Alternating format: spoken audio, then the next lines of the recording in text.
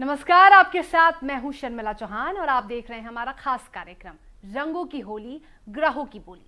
आज हम बात करेंगे होली पर पड़ने वाले पहले चंद्र ग्रहण की और होली पर पड़ने वाले पहले चंद्र ग्रहण का क्या पड़ेगा राशियों पर असर और इसी के साथ कुछ खास सावधानियां और उपायों की। होली का त्योहार हम सबके लिए खुशियों और रंगों का प्रतीक है, लेकिन ग्रहों की स्थिति इस बार बताती है कि हमें रंगों के साथ संयम और सतर्कता भी जरूरी है। इस समय आपको नए अवसर और नए ऊर्जा मिल सकती है। कार्यक्षेत्र और सामाजिक संपर्क में सुधार के संकेत हैं। धन और निवेश में लाभ के अवसर बन सकते हैं। इसके अलावा यात्रा और नए अनुभवों के लिए समय शुभ रहेगा। आप इस अवसर का लाभ सोच समझ कर उठा सकते हैं और अपने कार्य और संबंधों में सकारात्मक बदलाव ला सकते हैं, लेकिन कुछ चीजों पर ध्यान देना भी जरूरी है। इस समय रिश्तों में गलतफहमी और तनाव पैदा हो सकता है। भावनाओं में अस्थिरता और मानसिक उलझन भी बढ़ सकती है। स्वास्थ्य या थकान संबंधी समस्याओं से सतर्क रहें और अचानक खर्च या आर्थिक दबाव पर भी ध्यान दें। प्रेम और पारिवारिक संबंधों में दूरी या विवाद से बचें। बड़े फैसले सोच समझ कर लें, क्योंकि आत्मविश्वास में कभी कभी कमी आ सकती है और मानसिक अस्थिरता वाले लोग ध्यान और मंत्र जाप करें। गर्भवती महिलाएं और तनावग्रस्त लोग विशेष सतर्क रहे। साथ ही जिनकी कुंडली में चंद्र ग्रहण या चंद्र महादशा या अंतरदशा चल रही है, उन्हें संयम बनाए रखना बहुत जरूरी है। और किन किन चीजों का ध्यान रखना होगा इस होली में, आपको क्या उपाय करने होंगे और आपके कष्ट कैसे दूर होंगे, तमाम जानकारी के साथ आज हमारे साथ जुड़ रहे हैं हमारे खास मेहमान, बहुत खास मेहमान पंडित प्रणव शास्त्री जी। बहुत बहुत स्वागत है पंडित जी आपका। नमस्कार, जय माता दी। बिल्कुल, तो इस खास कार्यक्रम में पंडित जी हम बता रहे हैं लोगों को कि किस तरीकों से ग्रहों की होली, जो ग्रह हैं उन्हें हम शांत कर सकते हैं। और क्योंकि होली है और होली के पहले होलिका दहन है और साल का पहला चंद्र ग्रहण भी लग रहा है, तो सबसे पहले हम ये जानना चाहेंगे कि होलिका दहन का जो शुभ मुहूर्त है वो क्या है। बिल्कुल, देखिए, सबसे पहले हमें ये देखना है कि 3 मार्च को होली है और 3 मार्च को ही चंद्र ग्रहण पड़ रहा है और ये चंद्र ग्रहण संपूर्णतः भारत में दिखाई देगा। ऐसा नहीं दिखाई देगा। कुछ ग्रहण ऐसे होते हैं जो भारत में नहीं दिखाई देते, बाहर दिखाई देते हैं तो उनका असर कम पड़ता है, लेकिन ये चंद्र ग्रहण भारत में संपूर्ण दिखाई देगा और इसकी धुरी जो होगी बहुत दूर तक जाएगी। इसमें बहुत सारे उतार चढ़ाव आएंगे। ये पंजाब, जम्मू, हिमाचल और हरियाणा, उत्तर प्रदेश, ये इन राज्यों से होते हुए मणिपुर, सिक्किम आदि में नागालैंड तक जाएगा ये चंद्र ग्रहण। इस चंद्र ग्रहण का संपूर्ण भारत में असर देखने को मिलेगा। अब जैसे अभी आपने कहा कि कितने बजे से कितने बजे तक का चंद्र ग्रहण के योग बने हैं। चंद्र ग्रहण जो है 3:25 से और 18 बजकर यानी 6:47 तक संपूर्ण चंद्र ग्रहण की युति चलती रहेगी और इस चंद्र ग्रहण में बहुत सारे उथल पुथल होंगे, क्योंकि उस दिन होली भी है। अब सबसे बड़ी बात यह देखनी है कि होली कब मनाई जाएगी, होली का क्या रोल बनता है, साथ में चंद्र ग्रहण, दोनों दोस्त बन जाते हैं कि कैसे करेंगे। क्योंकि जब चंद्र ग्रहण होता है उस समय होली में पूजा नहीं की जाती और ना होली में दाग लगाया जा सकता है, यानी कि जलाई जा सकती। तो इसलिए कहा गया है कि होली को जलाने का भी मुहूर्त है और पूजा करने का भी मुहूर्त है। अब ये मान लीजिए कि 3:25 से 6:47 तक आप कोई पूजा पाठ नहीं कर सकते। हाँ, इस समय में एक कार्य जरूर कर सकते हैं आप, वह है आप मंत्र जाप करना। कोई भी मंत्र सिद्धि करना चाहते हैं, माला जाप करना चाहते हैं, बहुत दिनों से सिद्ध करना चाहते हैं, कोई तंत्र क्रिया करना चाहता है या कोई भी साध्विक साधना करना चाहते हैं, तो उन सब के लिए ये समय जो मैंने बताया 3:25 से 6:47 तक का माला जाप करने का है, मंत्र सिद्ध करने का है। उस समय आप पूजा पाठ कर सकते हो मंदिर के कपाट बंद करके, शांत में बैठ करके, क्योंकि उस समय चंद्र ग्रहण होता है, चंद्र ग्रहण का समय है। अब बात करते हैं कि जब अभी बिटिया ने पूछा था कि होली का पूजन कब किया जा सकता है। होली का पूजन जो करेंगे आप, होली के पूजन का जो समय है उस समय पे हमें बहुत ध्यान रखना है, क्योंकि हमारा 6:40 तक यानी 47 तक चंद्र ग्रहण है और फिर 7:32 से एक बहुत ही अच्छा मुहूर्त बन रहा है और वो चलेगा 10:25 तक। इस मुहूर्त में आप होली पूजन कर सकते हैं और होली का जो जलाते हैं, होली का जलाई जा सकती है। उसके बाद यानी 7:32 के बाद होलिका जलाई भी जा सकती है और पूजन भी कर सकते हैं। इससे पहले कोई मुहूर्त नहीं है, उससे पहले है सुबह 5 बजे आप होली पूजन कर सकते हैं। अगर कुछ लोग ब्रह्म मुहूर्त में होली पूजन करना चाहते हैं, होली पूजन 5 बजे तो जलाई नहीं जा सकती, लेकिन पूजन कर सकते हैं आप सुबह 5 बजे से और 6:12 तक। वैसे तो देखिए सूतक का जो प्रभाव होता है चंद्र ग्रहण का 9 घंटे पहले लग जाता है और 9 घंटे बाद तक रहता है। अगर हम देखें तो 9 घंटे बाद तक, यानी कि ये 18 घंटे तो हमारे चले गए। 18 घंटे में तो हमारे 2 दिन चले जाते हैं, इसलिए तो हमें फिर मतलब होली कब मनाएंगे। तो इसलिए ये मुहूर्त बीच में आया है, जो बताया है मैंने, इस मुहूर्त में पूजा पाठ करना आपके लिए ठीक रहेगा। पंडित जी, सूतक जो है वो सुबह 6:20 से शुरू हो रहा है और इस दौरान काफी नियमों का पालन करना पड़ता है, तो आप हमारे दर्शकों को बताइए कि कौन कौन से नियमों का पालन करना चाहिए सूतक के दौरान। बिल्कुल, सूतक जो चल रहा है, मैंने जैसे अभी बताया, होली का पूजन आप 5 बजे से 6:20 से पहले पहले कर सकते हैं। दूसरी बात, 6:20 के बाद आप मंदिर के कपाट बंद कर देंगे। जो आपके घर का मंदिर है उनके भी कपाट बंद कर देंगे। कपाट नहीं है, कपाट का मतलब दरवाजा, गेट अगर नहीं है तो पर्दा लगा दीजिए आप, पर्दा भी नहीं है तो कोई कपड़ा डाल दीजिए, आप मंदिर को बंद कर दीजिए और गंगा जल छिड़क दीजिए आप। उसके बाद आप मतलब क्या नाम का कोई पूजा पाठ नहीं कर सकते, ना ही कोई जप कर सकते, ना ही कुछ कर सकते। लेकिन आपको जैसी चंद्र ग्रहण शुरू होगा, जैसे मैंने कहा था कि उस समय आप जाप कर सकते हैं, माला सिद्ध कर सकते हैं, वो कर सकते हैं। बचाव क्या करना है, जो खासकर माताएं बहनें गर्भवती है उनको विशेष ध्यान रखना इस चंद्र ग्रहण पे, क्योंकि ये चंद्र ग्रहण संपूर्ण भारत में पड़ने वाला है। तो इसलिए उनको विशेष ध्यान रखना, सभी माताओं बहनों को बहुत ध्यान रखना है। अगर वो बैठती है तो नारियल साथ में लेकर के बैठेंगी, उस नारियल पे लाल रंग का कलावा बांधेंगी और रोली से तिलक करके उसको अपनी गोद में लेकर और लंबे पैर करके हाथ ऐसे करके बैठ जाना है। आलती पालती नहीं मारनी, लंबे पैर करके। या फिर खड़े खड़े, क्योंकि 3-4 घंटे चलेगा तो खड़े खड़े तो होना मुश्किल हो जाएगा, इसलिए बैठ भी सकते हैं। और अगर लेटेंगे तो बिल्कुल सीधे लेटना है, ये ध्यान दें। फल नहीं काट के खाना, कोई सब्जी नहीं काटनी, कोई छोका नहीं लगाना सब्जी में, ये उनके लिए वर्जित है जो गर्भवती महिलाएं हैं। बाकी तो नॉर्मल जो लोग हैं वो आप 3 बजे से पहले पहले आप कुछ भी खा पी सकते हैं, कोई प्रॉब्लम नहीं है। 6:47 तक नहीं खाएंगे आप, 3:25 से 6:47 तक नहीं खाएंगे कुछ भी। उस समय जो भोजन इतना ही बनाना है जो 3:20 से पहले पहले खत्म हो जाए। उसके बाद का बचा हुआ चंद्र ग्रहण का भोजन वर्जित हो जाता है, उसको नहीं खाया जाता। हाँ, अगर कुछ चीजें हैं जैसा दूध रखा, कोई चीज रखी खास, तो उसमें तुलसी का पत्ता डाल करके आप रख सकते हैं, तो वो शुद्ध रहेगा, उसको फिर चंद्र ग्रहण के बाद भी खा सकते हैं आप। पंडित जी, क्या इस दौरान रंग खेलना सही होगा? देखिए, होली का जो समय है उस समय तो होली तो अगले दिन है। जो रंगों की होली है वो है 4 मार्च की, तो 4 मार्च को रंग खेल सकते हैं, कोई दिक्कत नहीं है। लेकिन बहुत लोग 3 मार्च से ही शुरू हो जाते हैं, जैसे ऑफिस की अगर बात कर ले या स्कूल की बात कर ले, तो बहुत सारे लोग हैं जो होली का त्योहार मनाते हैं क्योंकि उस दिन बंद होता है। तो क्या एक दिन पहले, क्योंकि सूतक लग रहा है, चंद्र ग्रहण है, तो क्या इस दौरान रंग खेलना सही होगा या सूखे गुलाल का भी प्रयोग किया जा सकता है? बिल्कुल, देखिए, सूखे गुलाल का प्रयोग भी 3:20 से पहले पहले कर सकते हैं आप।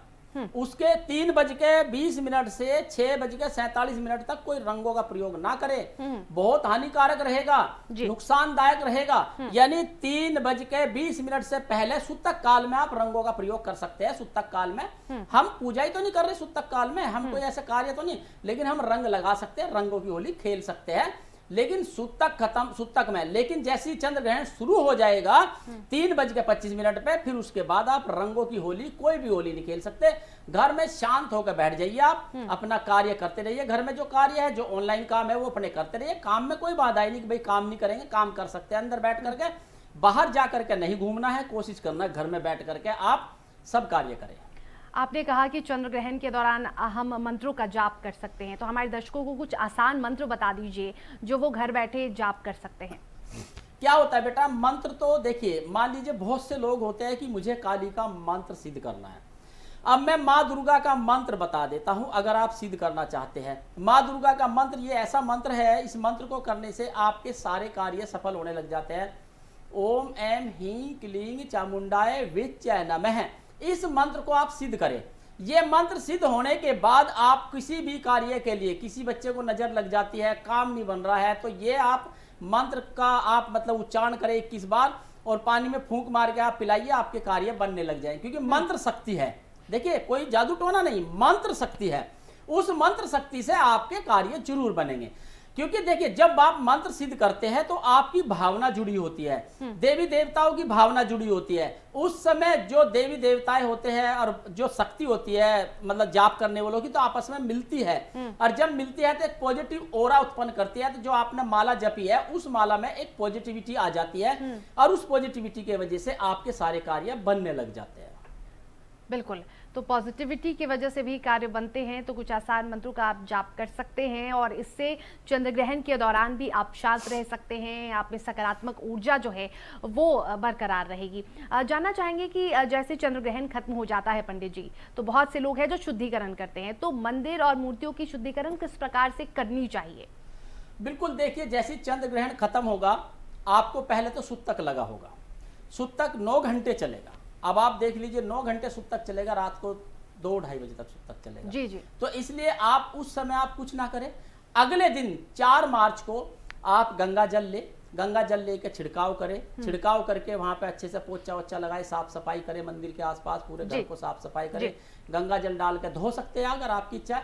मंदिर तो खैर धुलता ही है, पूरा मंदिर में तो धुलाई होती है, लेकिन घर में अगर नहीं धो सकते तो पोछा वोछा लगा के आप कर सकते हैं। और फिर भगवान की आराधना कर सकते हैं। 4 मार्च को आप भगवान की आराधना करें, पूजा पाठ करें, सब कुछ कर सकते हैं आप, लेकिन 4 मार्च को करेंगे तो अच्छा रहेगा। और 3 मार्च को जो सुतक का समय है, उस समय में आप केवल होली पूजन कर सकते हैं और होली का जो संस्कार करना है वह कर सकते हैं, यानी कि होली में अग्नि प्रज्वलित कर सकते हैं। जो मुहूर्त बताया था मैंने आपको 7:32 से 10:25 तक, इस बीच में आप पूजा पाठ कर सकते हैं। और इस बीच में आप मंदिर में भी आप पूजा पाठ कर सकते हैं, अपने घर के मंदिर में भी शुद्धि करके आप कर सकते हैं, तो करने में कोई प्रॉब्लम नहीं होगी।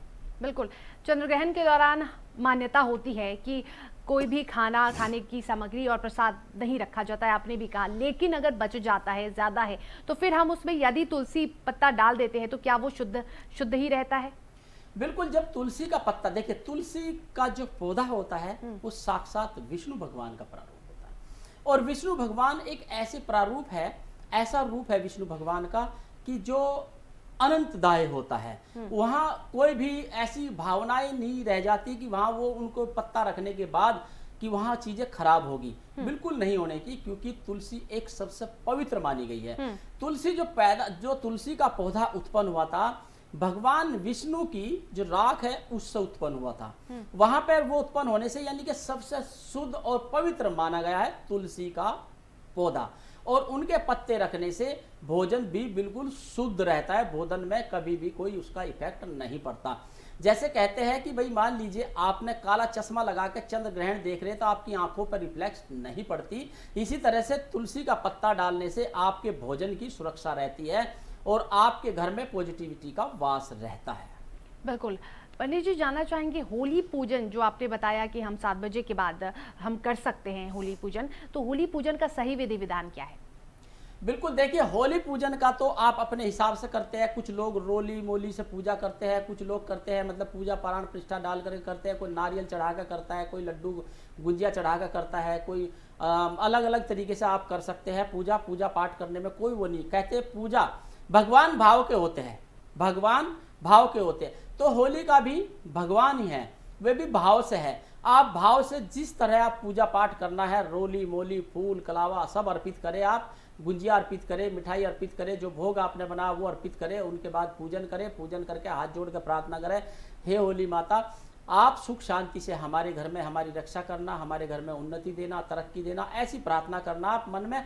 और जो आपके मन की इच्छा है वह पूर्ण जरूर होगी, क्योंकि होलिका जो होती है बहुत ही अच्छे। और होलिका का एक और प्रारूप है, होलिका को बुआ भी कहा जाता है, आपने देखा हो, होलिका को बुआ भी कहा जाता है। इसलिए होलिका की पूजा बहुत ही अच्छी है। बुआ कभी भी नहीं चाहती कि उसके बच्चों को कोई परेशानी हो, इसलिए होली की पूजा करने से आपको लाभ ही लाभ मिलेगा। बिल्कुल पंडित जी, साल का पहला चंद्र ग्रहण भी लग रहा है और ये कहते हैं, ये मान्यता है कि चंद्र ग्रहण के दौरान घर से बाहर नहीं निकलना चाहिए। ग्रहण भी जब भी लगता है तो घर से बाहर निकलना अशुभ माना जाता है, क्या ये सच है? बिल्कुल, जैसे मैंने भी कहा था कि जब चंद्र ग्रहण चल रहा हो तो आप घर में बैठ कर काम कर सकते हैं, ऑफिस में बैठ कर काम कर सकते हैं, रोडों पर नहीं घूमना आपको, क्योंकि चंद्र ग्रहण की रिफ्लेक्शन अगर आपकी आंखों में पड़ेगी तो उसका इफेक्ट पड़ता है आंखों के ऊपर, तो चंद्र ग्रहण का असर आता है। इसलिए मैं तो ये कहूँगा जितना हो सकता है रोड पे कम चले, आप उस दिन कोशिश करें कि घर में ऑफिस में बैठ कर अपना काम करें, काम में कोई बाधा नहीं, काम ना कि काम छोड़ दें, काम करें। आजकल तो ऑनलाइन का ज़माना है, आप ऑनलाइन से कुछ भी कर सकते हैं।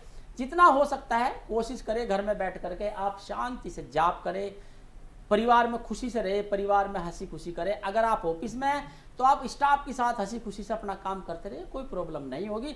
बस बाहर रोडों को अवॉइड करें, सड़कों पे घूमना अलाउ नहीं है। बिल्कुल। पंडित जी, घर में मरीज है या फिर बच्चे हैं तो उन्हें किस तरह का उन्हें किस तरीके के नियम का पालन करना चाहिए ग्रहण के दौरान? देखिए, कहा गया है, भगवान ने ये कहा है, शास्त्र में भी कहा गया है, बुजुर्ग और बच्चों को सब माफ है, क्योंकि वो बुजुर्ग और बच्चे जो होते हैं वो भगवान का ही रूप होते हैं। सब गुनाह जो होते हैं वो सब यंग अवस्था में होते हैं, क्योंकि बुजुर्ग जो होता है वो भी एक बच्चे के समान होता है, बच्चा तो भगवान का रूप होता ही है, तो इसलिए उनको सब माफी है। बस घर में बैठ करके अपना शांति से रहे। अब बच्चा है, बच्चे को आप 3 घंटे कैसे बैठाएंगे? बच्चा खेलेगा, कूदेगा, उधम मचाएगा, चीज भी खाएगा, रोटी भी खाएगा, खाना भी खाएगा, दूध भी पिएगा, सब काम करेगा। तो इसलिए बड़ा बुजुर्ग है, बीमार है घर में, तो दवाई भी खाएगा, सब कुछ करेंगे, वो नित्य करते रहे, कोई प्रॉब्लम नहीं है। बस भगवान का ध्यान करें अगर संभव हो सकता है, नहीं तो आप आराम से बैठ करके अपने एंजॉय करें, कोई प्रॉब्लम नहीं है। बिल्कुल। गर्भवती महिलाओं को जैसा आपने भी बताया कि सावधान रहने की जरूरत है, नारियल उनको अपने पास रखना होगा, और कोई उपाय है जो उन्हें करना चाहिए ग्रहण के दौरान? बिल्कुल, देखिए, गर्भवती महिलाओं को जितना हो सकता है जब चंद्र ग्रहण खत्म हो जाएगा उस समय दान जरूर करें। जैसे चावल हो गए, क्योंकि चंद्र ग्रहण की जितना भी कारक है, चावल, पानी और दूध, चीनी आदि कोई भी चीज, आटा आदि सामग्री कोई भी दान कर सकते हैं। 10 के नोट दान कर सकते हैं। कोशिश रहे कि आप जो चंद्र ग्रहण में गर्भवती महिलाएं हैं एक नारियल जरूर अपने पास रखे, वो भी दान करें फिर चंद्र ग्रहण के बाद, अच्छा रहेगा। बिल्कुल। हमें भी क्या करना चाहिए? ये तो गर्भवती महिलाओं की बात हो गई। अगर ग्रहण खत्म हो जाता है तो घर की भी शुद्धि करनी होती है, उसके बाद क्या हमें भी दान करना अनिवार्य होता है? क्या हमें भी मंदिर में जाके दान करना चाहिए? और अगर करना चाहिए तो क्यों, अब इसकी क्या महत्ता है? देखिए बेटा, मैं आपको एक ही चीज बताना चाहता हूँ कि दान जो होता है ना, ऐसा नहीं कि खाली मंदिर में ही दान किया जाए जी। दान तो किसी जरूरतमंद को भी कर सकते हैं आप, कोई गरीब है उसको भी कर सकते हैं आप। मंदिर में तो है ही हमारा फर्स्ट ऑप्शन, लेकिन सेकंड ऑप्शन भी हमारा है, मंदिर के बाहर भी लोग बैठे रहते हैं, उनको भी हम अगर दान करेंगे तो हमको लाभ मिलेगा। हाँ, मैं ये जरूर कहूंगा, उस दिन चंद्र ग्रहण 3 मार्च का जो चंद्र ग्रहण है उस दिन होली का भी है। आपको एक रामबाण उपाय बताऊंगा, अगर आप यह उपाय करेंगे होली का पे कुछ राशियों के जो परिवर्तन योग था, कुछ राशियों को लाभ योग था, कुछ राशियों को बहुत खराब योग था, तो उन राशियों को बहुत लाभ मिलने वाला है, यानी प्रत्येक राशि को उन्नति मिलेगी। कोई भी यह उपाय कर सकता है, चाहे वो किसी भी धर्म से बिलोंग करता हो, ऐसा नहीं कि किसी एक ही धर्म के लिए उपाय है, कोई भी कर सकता है। आपको क्या करना है, एक नारियल लेना है, 4 माचिस लेनी है, 4 बादाम लेने हैं और 4 कच्चे कोयले के टुकड़े लेने हैं। सब नीले या काले कपड़े में बांध करके अपने ऊपर से एक बार घुमा करके, घर में से एक बार घुमा करके और होलिका में जा करके आप डाल दीजिए। यह उपाय करने से आपका कोई भी काम बंधा था या कोई भी काम में रुकावट थी, कोई काम नहीं हो रहा था, स्वास्थ्य खराब था, तो आप ये उपाय करके देखिए, आपको रिजल्ट जरूर मिलेगा। और मौका भी है, 3 मार्च है, होली का दिन है, उस दिन करने से 2 फायदे होंगे। चंद्र ग्रहण का जो बुरा असर था वो भी कम होगा और होलिका का संपूर्ण लाभ मिलेगा, और जो ग्रह दोष था वो भी स्वाह हो जाएगा जल करके। ये करने से आपको बहुत लाभ मिलेगा। अब मैं घर में एक बरकत के लिए उपाय और बताना चाहता हूं बेटा। घर में बरकत नहीं होती, लोग बहुत परेशान है कि घर में बरकत नहीं होती, पैसा तो आता है गुरुजी, लेकिन पैसा रुकता ही नहीं, या तो दवाई में या खर्चों में चला जाता है। देखिए, पैसा तो आता है तो जाता है, अच्छी बात है, लेकिन थोड़ी सेविंग भी हो जाए, उसके लिए मैं आपको एक छोटा सा उपाय बताऊंगा। और घर का उपाय है, कोई बाहर के उपाय नहीं, मेरे कोई बहुत बड़े उपाय नहीं थे। उपाय है 21 काली मिर्च लेनी है आपको, मात्र 21 काली मिर्च लेनी है, काले या लाल कपड़े में बांध करके अपने मुख्य घर के मुख्य दरवाजे पर टांग दीजिए। और साथ में आपको एक कार्य और करना है, आप 1 मुट्ठी लाल मसूर की दाल लेनी है, लाल कपड़े में रख लीजिए या फिर मिट्टी के कोई पात्र में रख लीजिए और उसके अपने घर के मंदिर में या अलमारी में रख दीजिए। आप देखिए, आपका कोई भी कार्य था, बरकत नहीं हो रही थी, काम नहीं हो रहे थे, रुक रहे थे, पैसे नहीं आ रहे थे, घर में जुड़ नहीं रहे थे, आप ये उपाय करके देखें। होलिका के दिन ये उपाय करने से आपको बेहद लाभ मिलेगा, ये मैं 100% कह रहा हूं, क्योंकि ये उपाय सारे इस्तेमाल किए हुए उपाय हैं।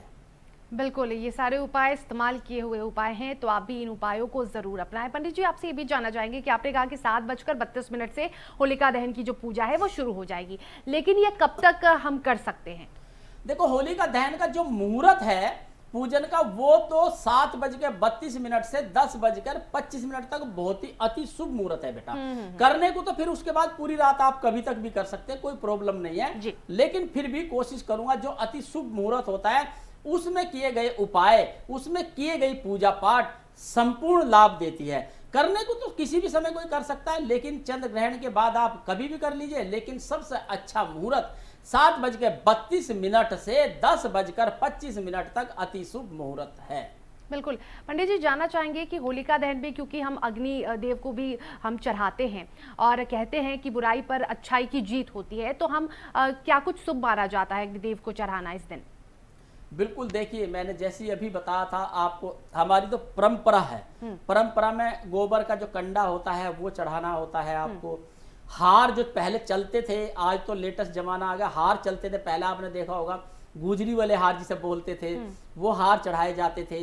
लड्डू, बेरी चढ़ाई जाती थी। इस समय बेरी का मौसम होता है, शिवरात्रि से बेरी का मौसम शुरू हो जाता है, तो होली पे बहुत बढ़िया होता है, बेरी चढ़ाई जाती है। बेरी में भी बहुत अच्छी चीजें होती है, बेरी चढ़ाना और फिर गुंजिया चढ़ाना, फिर रोली मोली कलावे से अच्छे से होलिका की पूजा करना बहुत लाभ देती है, क्योंकि उस दिन पूजा जो करते हैं आपकी भावना जुड़ी होती है, एक अच्छी भावना होती है कि मैं होलिका की पूजा कर रहा हूँ। होलिका क्या होती है? बुराई को खत्म करती है, अच्छाई पे विजय प्राप्ति करती है। उसका रीजन, क्योंकि आपने देखा होगा कि होलिका का जब भी हम वो करते हैं, अग्नि दहन करते हैं, तो उस समय पे उसके हम फेरे भी लेते हैं। बिल्कुल, मैं ये पूछना चाह रही थी कि क्या ये परिक्रमा करना अच्छा होता है, शुभ होता है पंडित जी? बिल्कुल, ये परिक्रमा करना बहुत अच्छा होता है। जैसे हम गोवर्धन की पूजा करते हैं, उनके भी हम 7 परिक्रमा करते हैं, तो हमें होलिका की भी 7 परिक्रमा करनी चाहिए और हाथ जोड़ के परिक्रमा करनी चाहिए, मन में धारणा करनी चाहिए कि हे होली देवी, हमारे सभी कार्य संपन्न हो।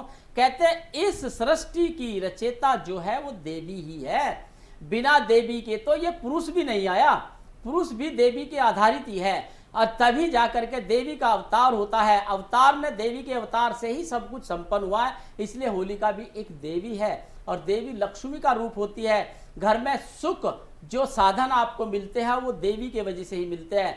घर में जो धन आता है वो आपका पत्नी से आता है, देवी से आता है। घर में मान सम्मान, संतान की उत्पत्ति, घर को घर बना देना, ये सब देवी के वजह से होता है। देवी होती है घर की माताएं, बहनें, बीबी, सब ये देवियां रूप हुई होती है, यानी फीमेल जितनी होती है वो सब देवी का रूप होती है। इस दिन होलिका की पूजा जो होती है देवी रूप में पूजा की जाती है। बिल्कुल। कितने फेरे लेने चाहिए, ये आखिरी सवाल है मेरा, क्योंकि कई लोग हैं जिन्हें नहीं पता होता है, कोई 1 फेरे ले लेता है, कोई 3 फेरे ले लेता है, लेकिन आमतौर पर जो सही नियम है वो क्या होता है? फेरे का कितने फेरे लेने चाहिए जो शुभ माना देखिए, हमारी जो संस्कृति कहती है वो कहती है 7 फेरे लेने। 7 फेरे, जैसे 7 जन्मों का रिश्ता, 7 फेरों का रिश्ता, 7 इंद्रधनुष के कलर, 7 ही वार होते हैं हमारे, हर प्रकार के 7 चीजों से हम जुड़े हैं बेटा, इसलिए 7 फेरे हमारे लिए शुभ माने गए। बिल्कुल, तो 7 फेरे लेने चाहिए होलिका दहन में। अगर आप अग्निदेव को चढ़ा रहे हैं उसके बाद 7 फेरे ले और ये शुभ माना जाता है। और पंडित जी, आपका बहुत बहुत शुक्रिया तमाम बातचीत के लिए, हमारे दर्शकों को नियम बताने के लिए और क्या कुछ उपाय करने चाहिए होलिका दहन पे, और ग्रहण से बचने के लिए, चंद्र ग्रहण के बुरे प्रभाव से बचने के लिए हमें क्या कुछ करना चाहिए, हमें बताया पंडित जी ने। तो फिलहाल इसी के साथ इस खास कार्यक्रम में फिलहाल हमें दीजिए इजाजत, लेकिन आप देखते रहिए FM न्यूज़। नमस्कार।